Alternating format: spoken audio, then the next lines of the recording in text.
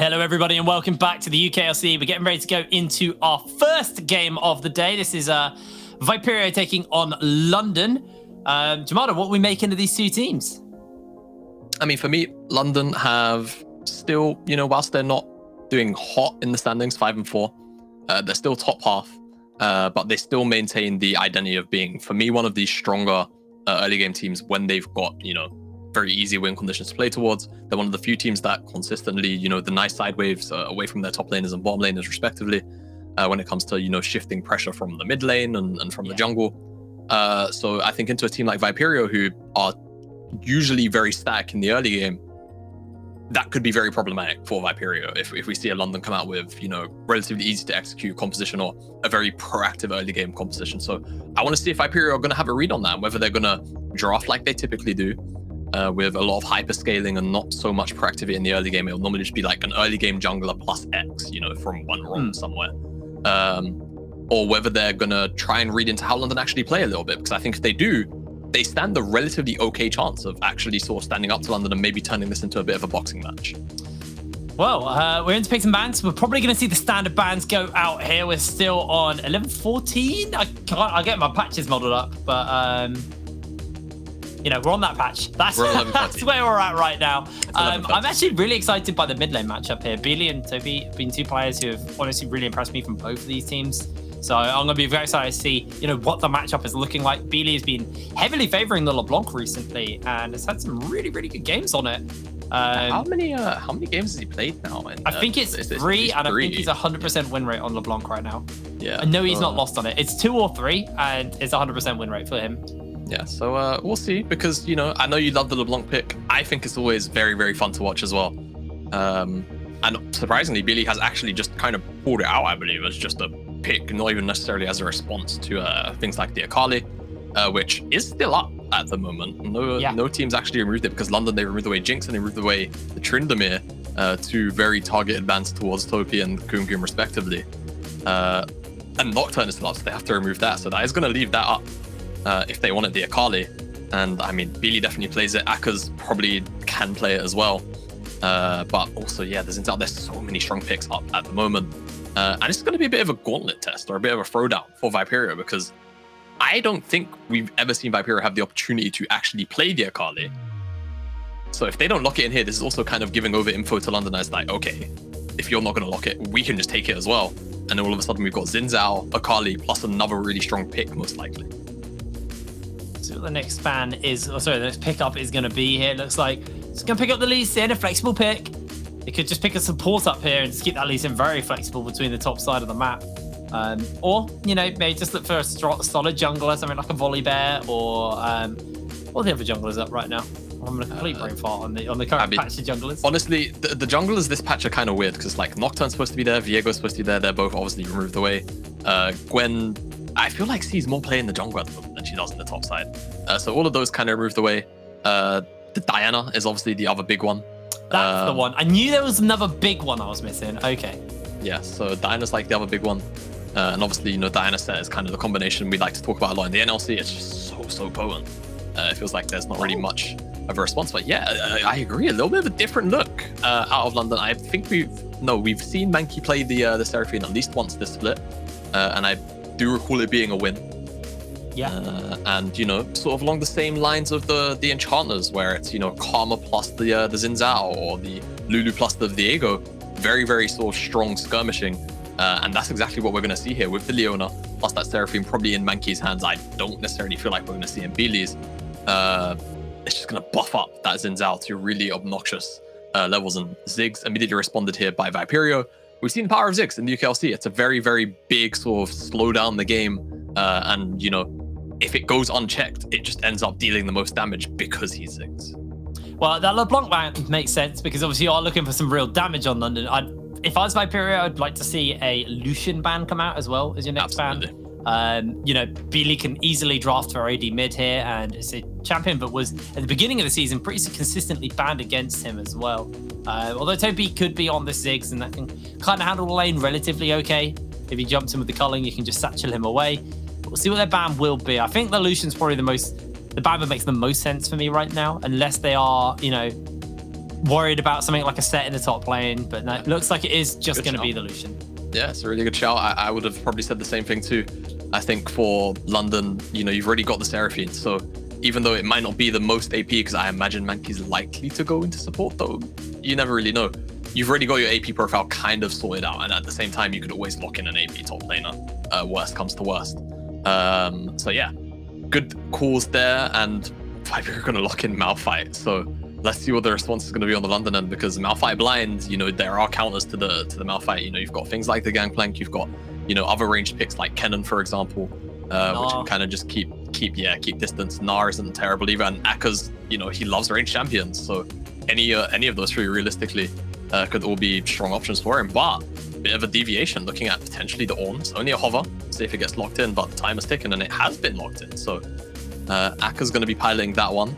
Just wet noodle fight in the top side, and just another avenue of engage really for London to pull the trigger in some of these mid-game skirmishes, which honestly against the Ziggs is very necessary. So I'm not entirely opposed against the Ornn. And now it's about what Beely wants to lock in, because I feel like potentially lacking some general DPS. So yeah, actually Tristana got nerfed in lane, so they're actually going for the Orianna. So pretty AP heavy as far as some of the damage profile is coming out from the side of London. But you've got this Orianna, you've got the Seraphine. There's a lot of shielding and kind of buffing up you can give to No Name on the Xin Zhao.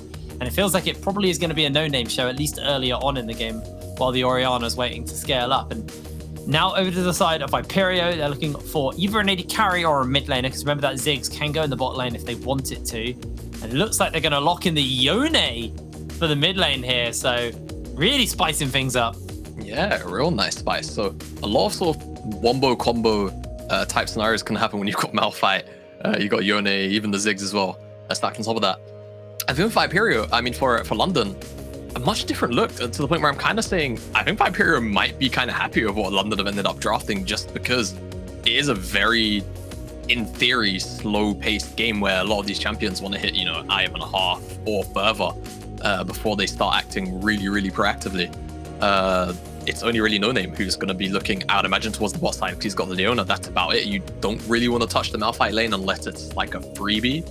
And on the Viperio side, Johnny Rico, as soon as there's ultimates available in every lane, he's got really strong options to gank. So as long as he's keeping pace with No Name and sort of keeping track of him, that's pretty much going to be Johnny Rico's job, unless he finds, again, freebies in these lanes to attack. Yone's got pretty nice setup, even pre-6, and onto an Orianna who's very immobile. That could also be a good target for him. Well, we'll be loading through into the game. I'm pretty excited to see it. Yone, it's been a while, and Topi is a player who likes to pull out these kind of wacky and crazy mid laners, like obviously the Tryndamere that was banned away from him.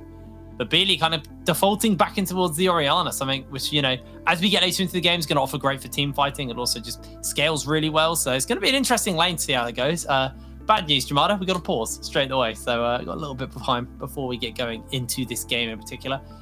But I'm looking at these teams, and there is a lot of team fighting here. You've got, Ornn with the Call of the Forge God. You've obviously got Shader who can just snap start fights and Haseda follow up. There's a lot of AoE, and there's a lot of team fight potential here. This could be a bloodbath, this game. It really could be. Yeah, I think like level 6 onwards, anytime there's sort of congregations at neutral objectives, there's so many easy just press R buttons that, like you say, I think a bloodbath is almost imminent when you get drafts like these.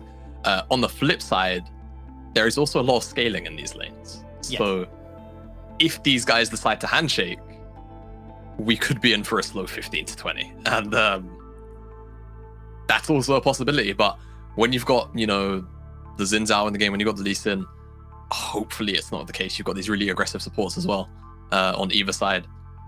I'm assuming we're going to see a fair amount of fighting in the early game. I hope so, Jamada, as we loaded through onto the Rift for our first game here of day 3 at the UKLC. This is week 5, by the way. It's not just the third day. Welcome to Summoner's Rift. Just to be completely fair. And yeah, it's an interesting bit, actually, because it's, I was talking about it before the game started. Beely and Topi, two players who, have genuinely impressed me this split. I mean, Beely's always been impressive as a player, but, Topi as well, stepping up. And I think this is one of the better seasons we've had from Beely, because I've been following Beely's career for a long time. Very long. I kind of hit on this last cast, actually, the last earlier on in the week, is when I first started casting, Beely was one of the players who I casted a final with. Not with, watching him play. And, you know, he's always been this player who's kind of been one of the UK mids, been hanging around in the scene for a while. And some splits, he looks absolutely amazing. Some splits have been pretty disappointing from him. I kind of hark back to the days when we were doing UKLC from the bedroom. And not because of the world being on fire, because that was the studio. But yeah, I think Beely's honestly been really, really impressive this split. And it feels like we're kind of seeing that return to form, that NLC ready Beely, which I thought was going to show up at some point, and we are seeing that now. Yeah, I mean, that's the thing with Beely. It feels like for the last maybe 3-4 splits, he's always been able to elevate to the competition, or not in the sense that he was ever below the competition, but as long as I've been around, he's never really been on the bottom half. He's always sort of been a very, very stable mid laner that, you know, when he is playing against players on paper in the mid lane that should be a little bit stronger than him, he doesn't falter that hard. He doesn't really fall behind. He's never really a, you know, sole reason as to why his team drop a game or, you know, look very, very poor. In fact, it's typically the opposite. He is usually one of the very, very positive things about the teams that he's on. So, like I say, happy to see a very strong season performance out of him so far. Bottom lane, trying to get frisky, but it's a bit impossible. Just because of how those guys just headbutt each other.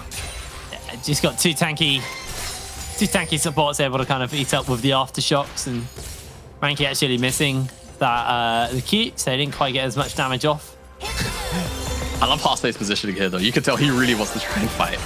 But I think in the Seraphine lane, you definitely have to try and look to bully. If you can find a hook onto the Seraphine, you just want to try and go all in, because as soon as she sort of hits level 3 and onwards, you start to have the sustain really start to wear away at the poke, which Ziggs is obviously very fond of doing. So you can see Hearthstade, he's always trying to sort of position on the top side, find an angle, and Hepe doing a great job of just body blocking the angles there. So great micro movement on both ends to make sure Mankey is safe.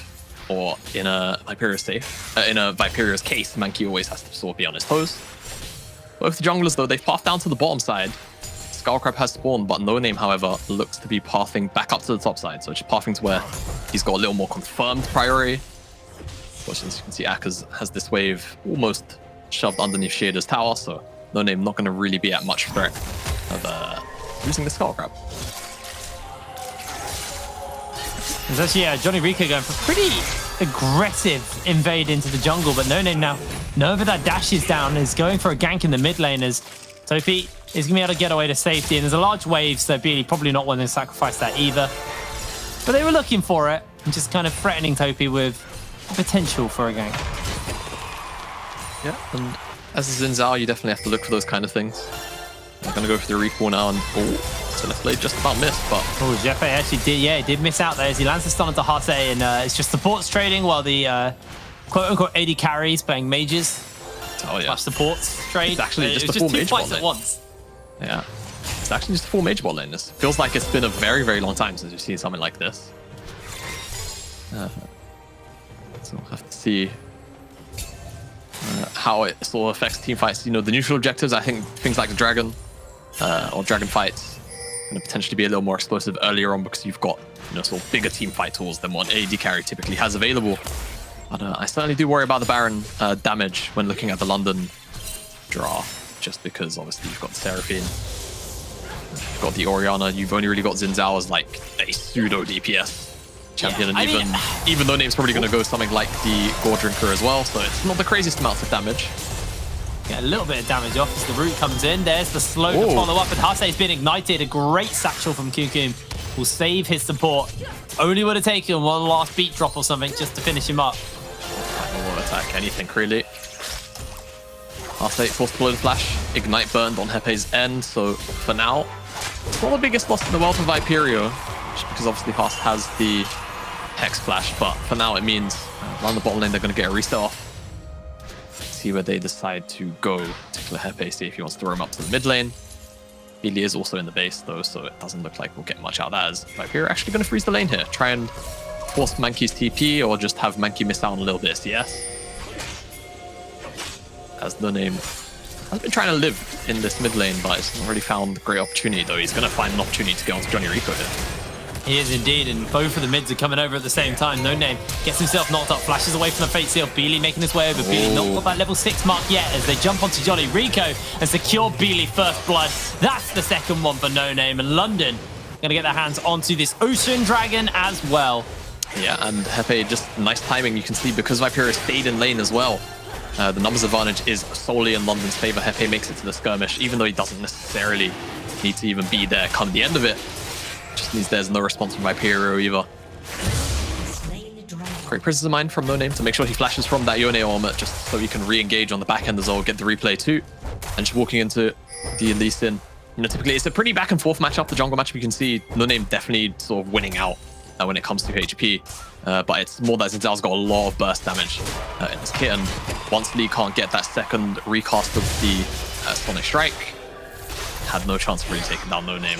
Topi basically a victim of the jungle skirmish. And that's a free dragon going over to London on the back end. So we'll see if it turns into a bit of an objective snowball when it comes to those dragons. And also curious to see whether or not London want to actually put a lot of early focus on things like that first Herald spawn up, just because there's a Ziggs on the enemy team. You don't really want to give that one over.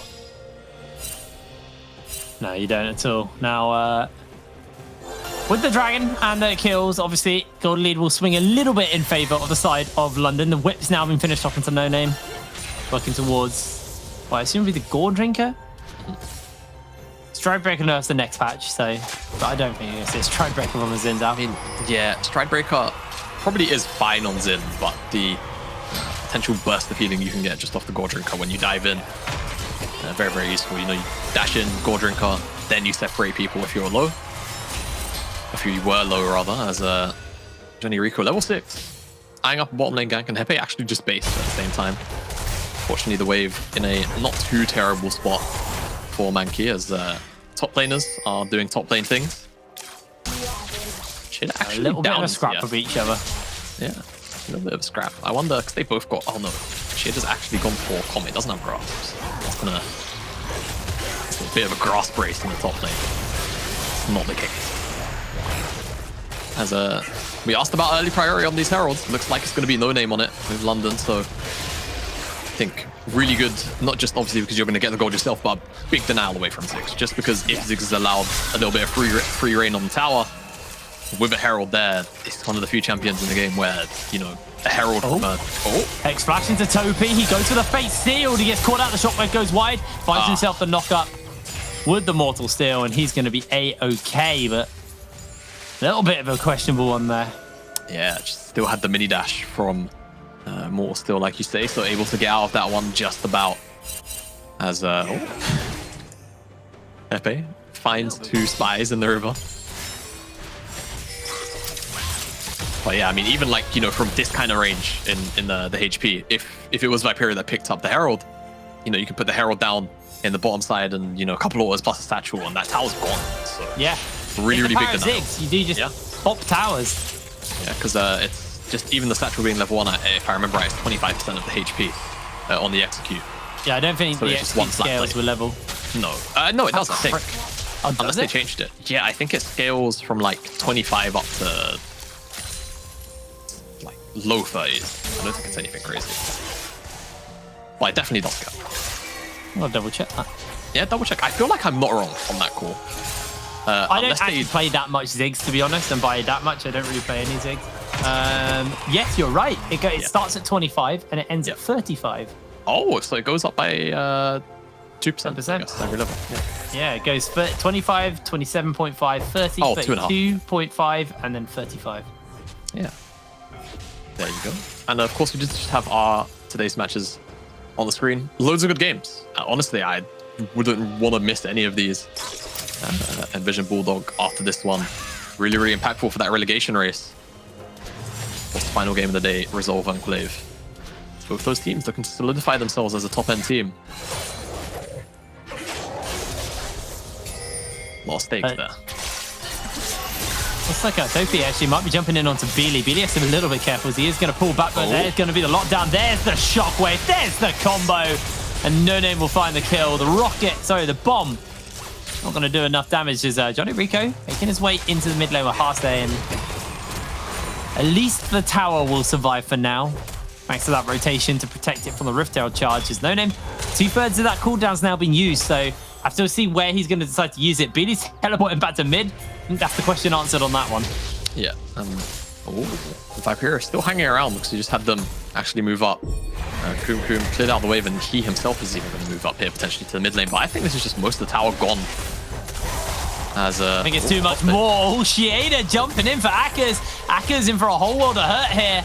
Hasn't got the shearing charge quite available. The flash is there, and he may have to use it. He does finally flash out to safety as that tower in the mid lane loses 4 plates stripped from it. And now Jeppe lands himself another Zenith plate. That forces the Fate sealed out, and Topi flashes out to safety.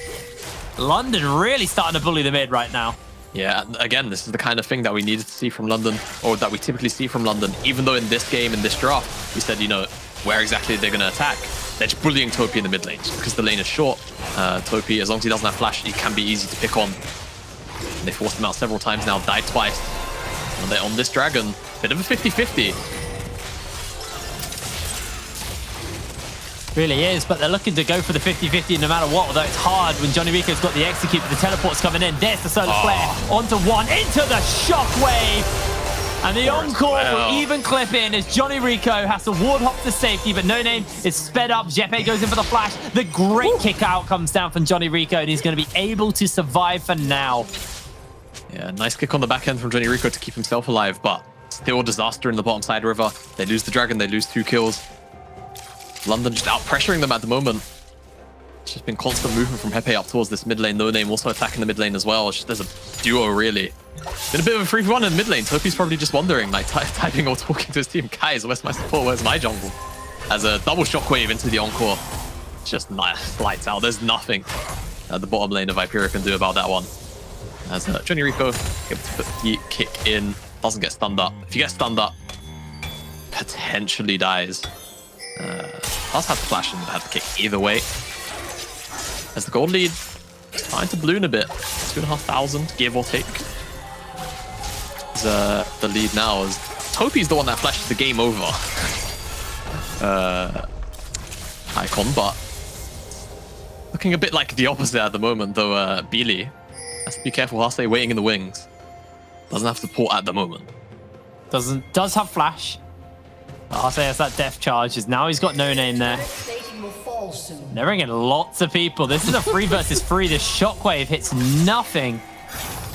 There's the hook coming in. They're going to use the depth charge. Beely flashes away to safety. The Fate Seal does come down to get the solar flare off as well. And that is some low health bars on Viperio as they just lose 2 like that. It's just the disruption of the No Name ultimate there. There's nothing they could really do about that. They go onto him. Only to be sort of displaced. Even though they didn't have Shockwave London, they still managed to win out big on that skirmish. I think it just goes to show how far ahead at the moment.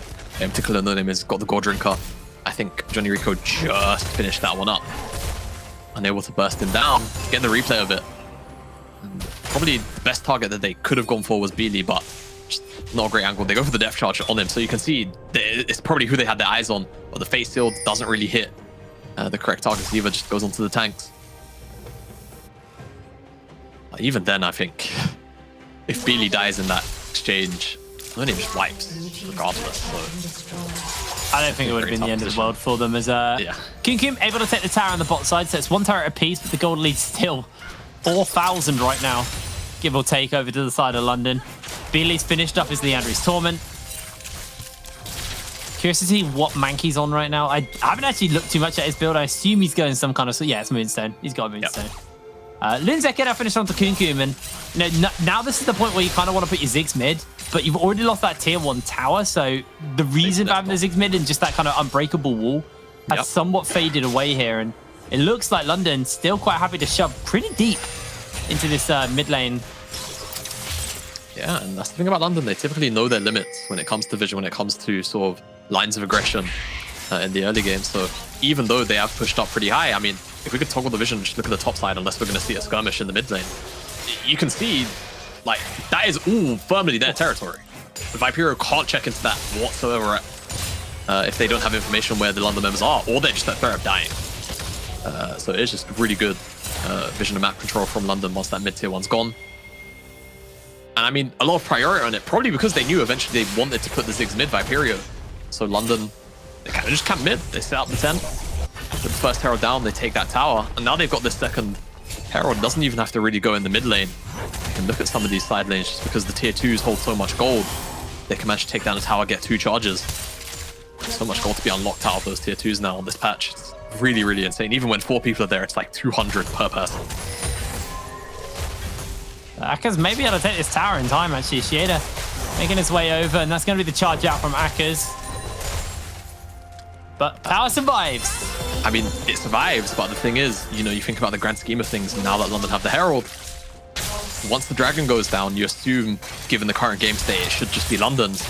London's vision control is all on the top side anyway, so they can just return back to the top side, take the tower, and then just put the Herald down, and it's just a free 600, 700 gold with that Herald drop. So see if Viperio try and respond somewhere or try and cancel out the play to the best of their ability. It's going to be very, very tough, though for now, not even actually sitting out in the mid lane. Looking to just get mid lane priority, but of course the Dragon is spawning in 10 seconds, so that's realistically the reason for now.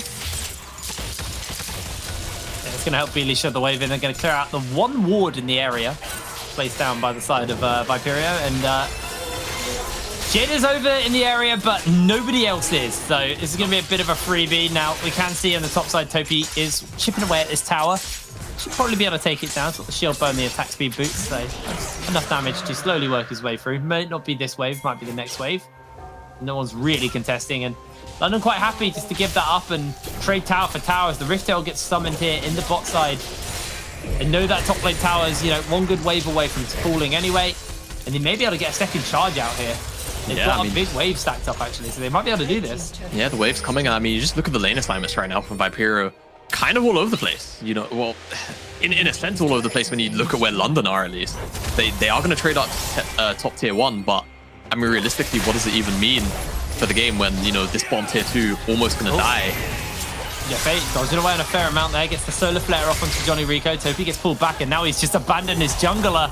The searing charge knocks him up against the wall as Johnny Rico trying to find the grand escape. The call of the forward squad's coming in from Akaz as Johnny Rico is going to get run over by the Ram. And now Mankey has to be so careful as Shieda looking to chase. The encore comes down. They do find a quick knock up onto Mankey as he gets the root. He gets the jump. Can he flash away in time? Yes, he can, but Shieda comes launching over the wall after him.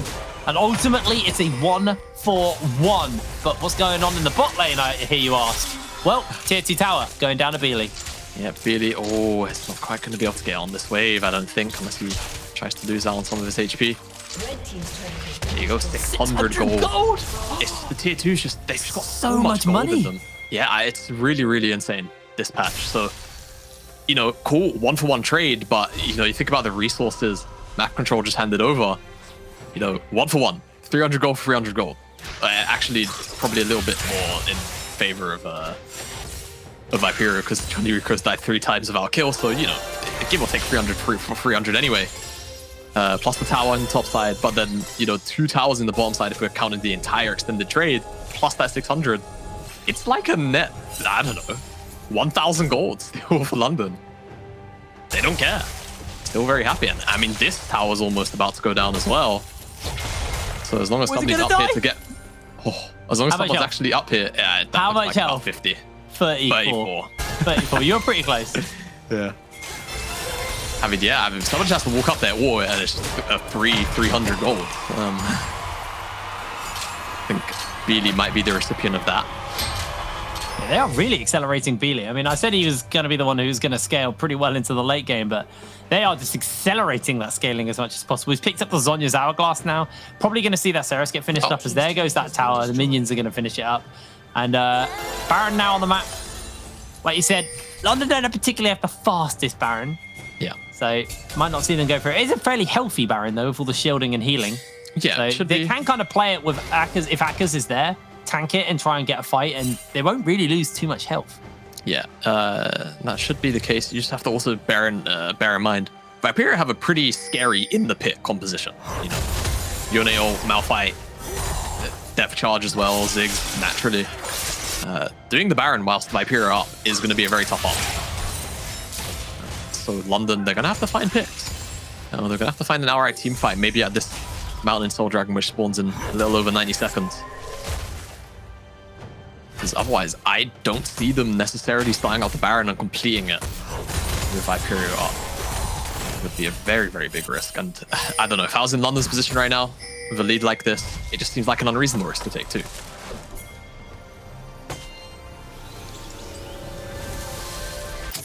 Well, just waiting to see kind of what the game plan is now here for the side of London. They've kind of got the map pressure in their side, and Viperio, they need to find hooks, they need to find picks, and Jeppe, this looks like one.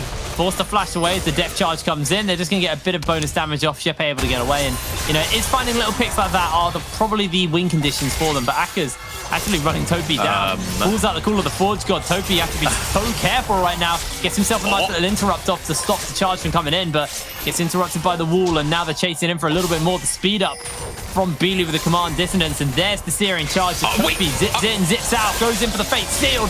Beely could be getting cooked here. Goes in for a quick stopwatch, and they get the kick back on the Akas as the shockwave lands on the 2. Beely able to find himself the kill. Rodrigo flashes and he misses the kick as Hase gets the next one. Now No Name coming in to see if he can find some kind of a turnaround, but he's not going to be able to do so. That's the Ornn for the Yone. So what's that going to mean for the Dragon? We've got teleport available on both. Beely's actually teleported back to potentially catch out Koom Koom.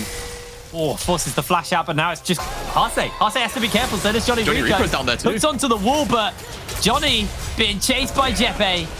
Goes in for a cheeky ward hop, but another Zenith Blade will be coming up fairly soon and slowed down as the wind becomes lightning. The Zenith Blade connects and Beely is going to command attack for the kill. Yeah, and that should just be the soul picked up. And honestly, it was actually a pretty fun fight to watch between Topi and Akas. A lot of nice micro stuff going on. And eventually, both of them are the first victims of the skirmish, but the end result is this Mountain Soul being picked up. Shader on the top side. Now, try and highlight what I mean here. Just keep your eyes on when this Ornn Ornament comes in and Topi's Mortal Steel knock-up, because Aka's actually W's to avoid the knock-up, but because he W's to avoid the knock-up, he misses the Ornn Ornament for the extra knock-up himself. So it just means Topi has a little bit extra time to run away. So real nice sort of understanding of how these guys had to play out the fight on both ends. Topi accidentally just sort of used the Soul Unbound, but snaps back in and Yone straight onto Beely. Causes a lot of extra potential worry, but Beely just plays this so well, flashes away from the Sonic Strike as well. Great stuff from everybody. Come out of the replay. The Putrefy has now been finished up for Mankey, so giving everybody grievous wounds. Yep. It's just the IM at the moment, which is sort of considered the universally best second support IM. Well, if you can use it. If you can use it, sure. I was about to say, I don't think Jeppe is going to be very good.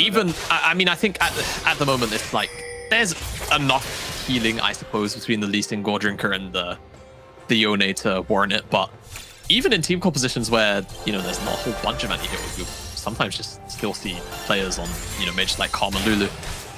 They won't deviate to maybe something like a stuff like Water, or Sensor even. Unsure if it's just a stats thing, but as far as I'm aware, a lot of the support items have very similar stats. It's just more about the unique passives they give. Yeah, what they do. Exactly.